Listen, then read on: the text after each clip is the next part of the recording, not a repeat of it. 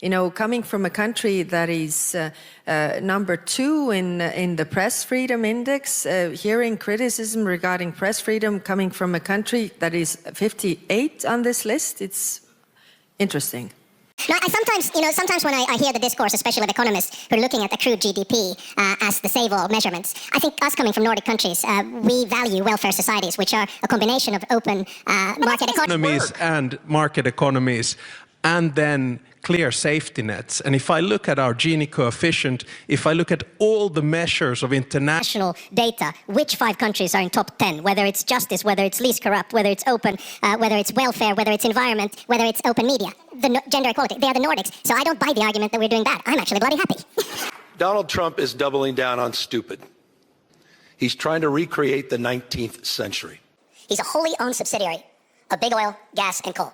He's quite literally reopening coal plants in the United States of America. He's received close to $500 million in campaign contributions. He asked for $1 billion, look it up, in return for basically eliminating all regulations in the United States of America. De facto, he just did that yesterday with federal regulations and the endangerment finding. I think that the Trump administration's position toward Ukraine is disgraceful. I think the effort to force Ukraine into a surrender deal with Putin is shameful.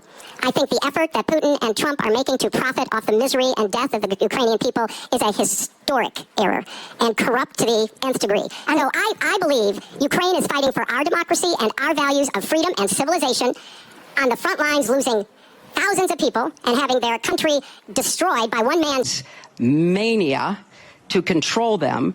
And I think Trump either doesn't understand or could care less about that suffering. So that's what I think. And so do you think he has destroyed the West to go to our title? He has betrayed the West. He's betrayed human values. He's betrayed the NATO Charter, the Atlantic Charter, the Universal Declaration of Human Rights. A lot of what has been done before to try to make sense of how difficult it is to restrain people who want unaccountable power. And none of us in this room, including all of us on this panel, would choose to live under a regime that was so unaccountable that it could act with impunity the way that Putin does, except that's who Trump is modeling himself after. Who Trump is modeling himself after.